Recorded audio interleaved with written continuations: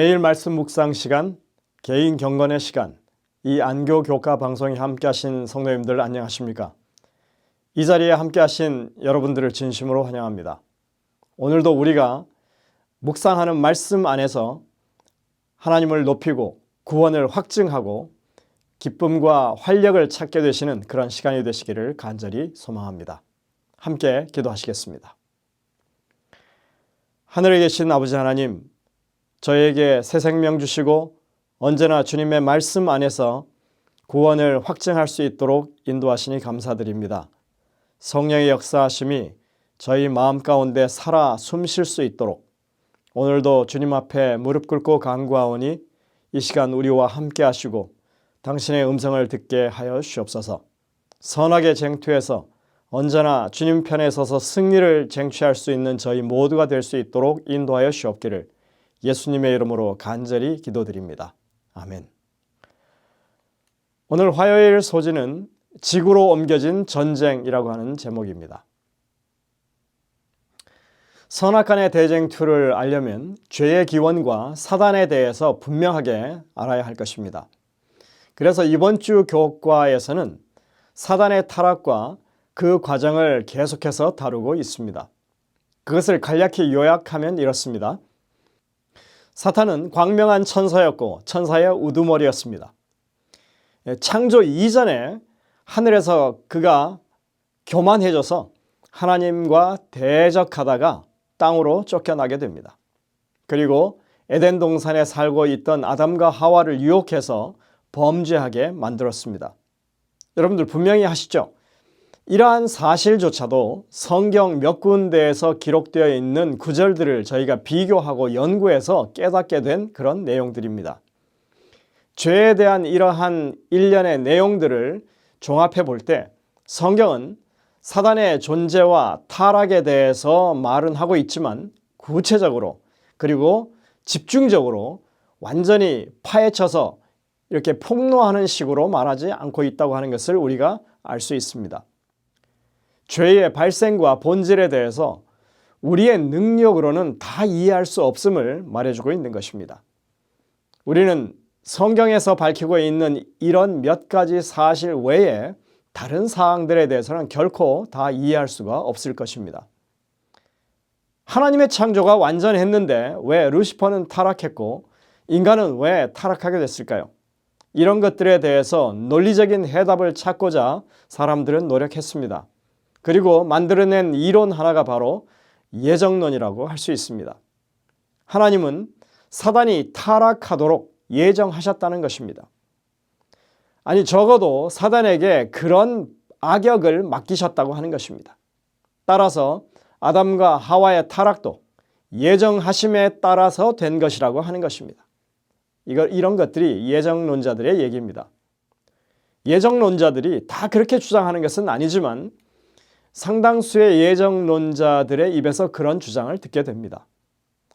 이러한 이론은 하나님의 절대 주권을 강조하기 위해서 시작한 주장이었지만 그 논리를 따라가다 보면 이 땅에 죄악이 생겨나도록 하나님께서 주도하셨다고 하는 이야기가 되고 맙니다.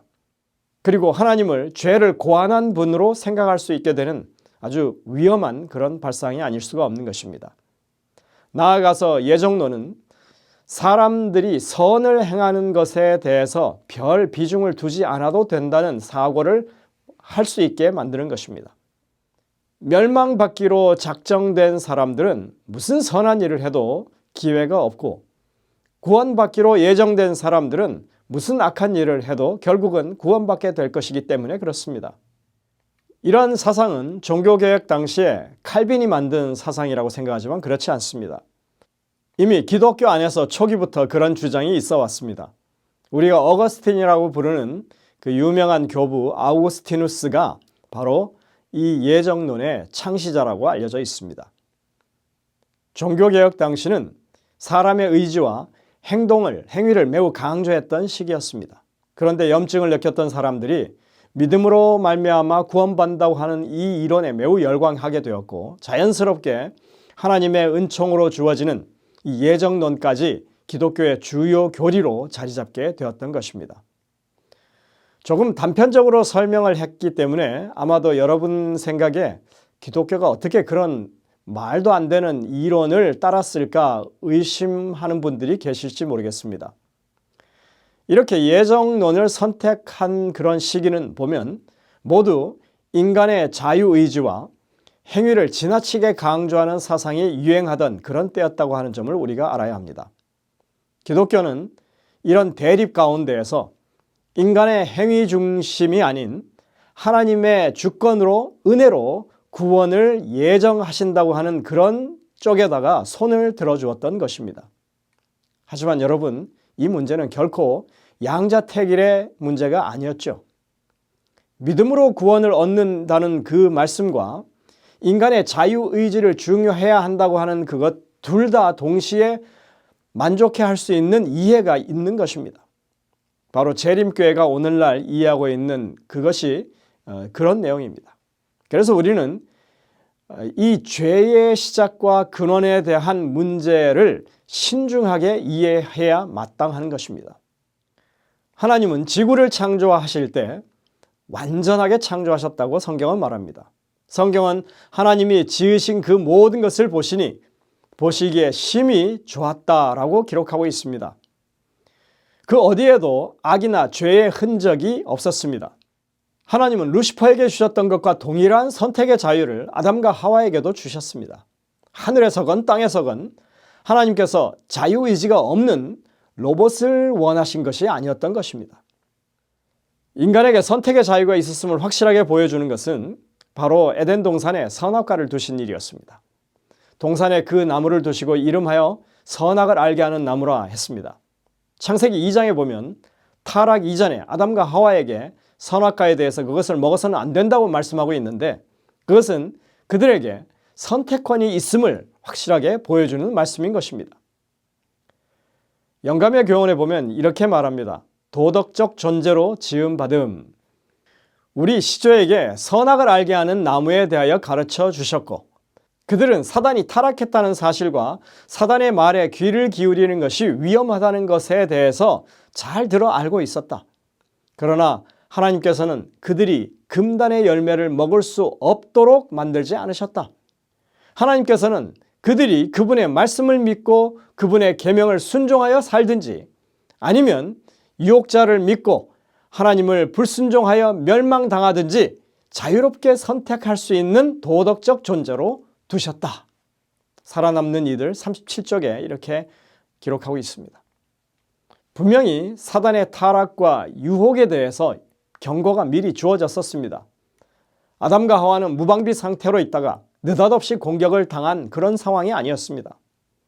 그들은 그 상황에 직면했을 때 피할 수 있도록 미리 경고를 받았던 것입니다. 거부할 수 있었습니다. 그러나 그들은 자신들의 의지로 이 뱀의 소리, 사탄의 유혹에 따르기로 선택을 했던 것입니다. 사탄은 하와가 그 나무 주변을 서성일 때 이렇게 말합니다. 너희가 결코 죽지 아니하리라.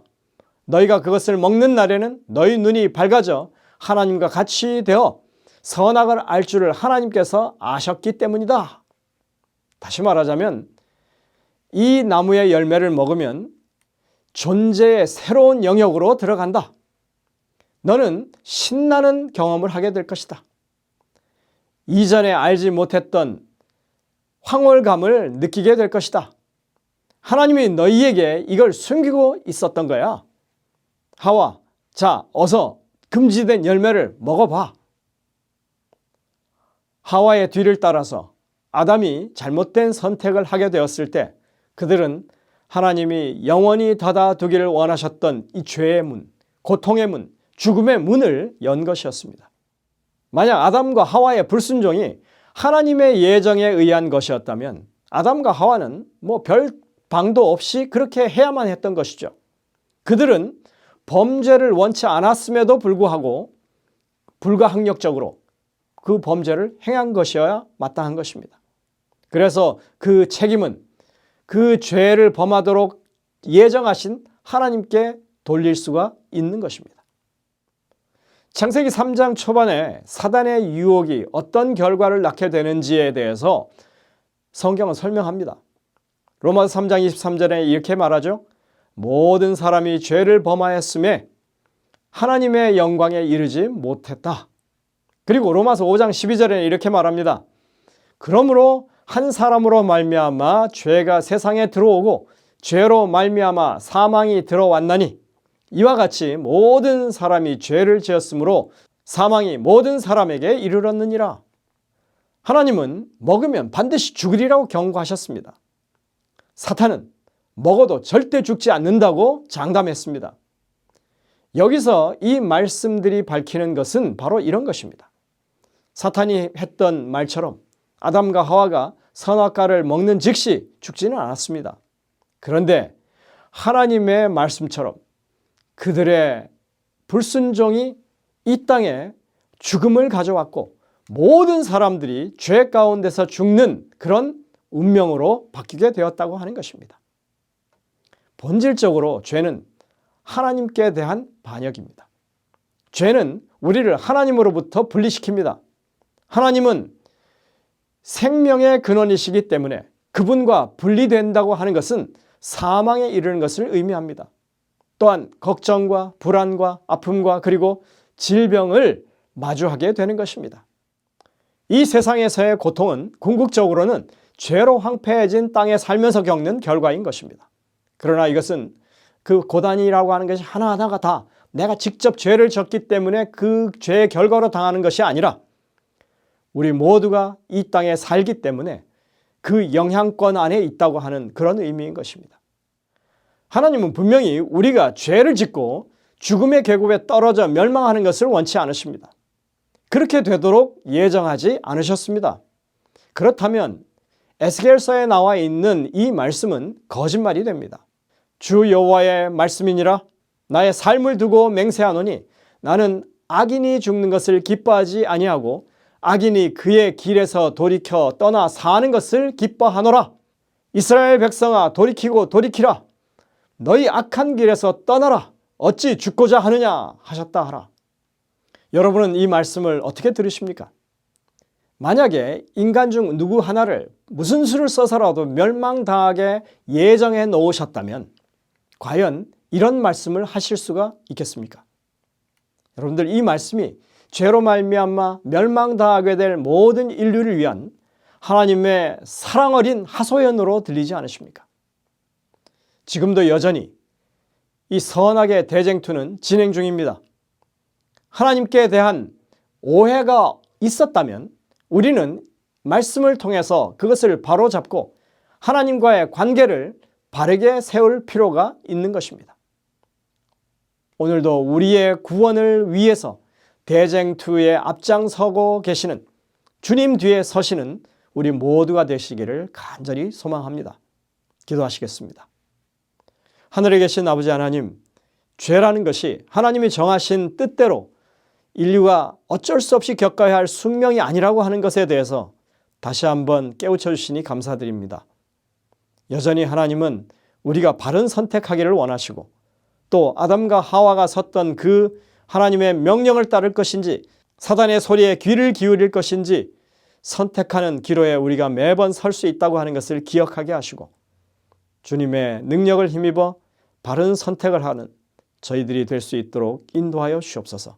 그래서 하나님의 백성으로서 우리가 이 땅에서 마땅히 걸어가야 할 그 길에 언제나 설 수 있도록 힘과 능력을 더하여 주옵기를 예수님의 이름으로 간절히 기도드립니다. 아멘.